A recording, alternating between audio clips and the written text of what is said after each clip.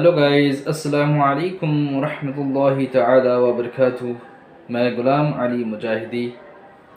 آئیے علامہ مفتی شہریار رضا صاحب کا یہ خوبصورت بیان سنتے ہیں کہ ایک بکری بھی اگر مر گئی تو اس کے بارے مجھ سے سوال ہوگا، یعنی بکری کو کے بارے میں بھی جو سینسیٹیو ہو وہ چین سے کبھی زندہ نہیں رہے گا۔ ایسا خلیفہ شاید دنیا میں دو ہی گزرا ہے جسے مصطفیٰ کا سچا جانشین ایک ابو بکر ہے اور دوسرے عمر فاروق اعظم ہے۔ یعنی وہ کہتے تھے فاروق اعظم اگر دریائے فرات کے کنارے کوئی بکری خارش کھجلی کی وجہ سے مر جائے تو ممکن ہے کہ مجھ سے قیامت میں سوال ہوگا کہ تو خلیفہ تھا اور وہ خارشی بکری مر کیوں گئی، تم نے اس کا علاج کیوں نہیں کروایا؟ اللہ اکبر۔ اس لیے سارا مدینہ سوتا تھا۔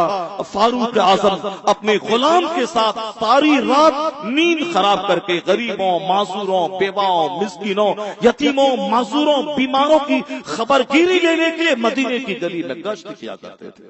مدینے کی ساری رعایا سوئی ہے، سارے لوگ محو خواب ہیں، اور ان کا امام، ان کا بادشاہ، ان کا حاکم گلیوں میں گشت لگا رہا ہے۔ کہاں کوئی مسافر ہے، کہاں کون پریشان حال ہے، کہاں کون مصیبت زدہ ہے۔ اسلامی سلطنت کا مطلب گھمنڈ اور غرور نہیں۔ اسلامی سلطنت کا مطلب اللہ کی زمین پہ انصاف قائم کرنا، اللہ کی زمین پہ اللہ کے قانون کی بالادستی قائم کرنا۔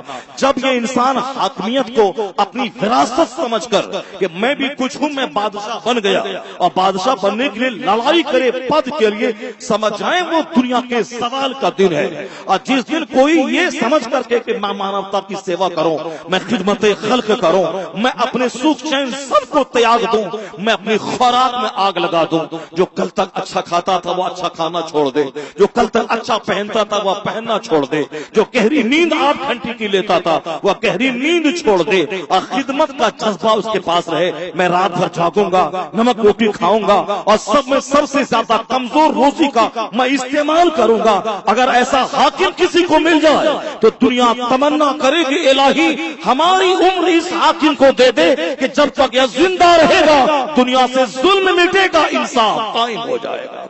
یعنی فتح فاروق اعظم لوگ تمنا کرتے تھے کہ میری عمر کو مل جائے، تاکہ جب تک یہ رہیں گے زمین انصاف سے بھر جائے گی، اور جہاں لالچ ہو کہ میں منتری بن جاؤں، میں سانسد بن جاؤں، میں بدھائک بن جاؤں، خوب غریبوں کا خون چوس کے میں کھاؤں، یہ سمجھ لیں وہ دنیا کے سوال کا دن ہے۔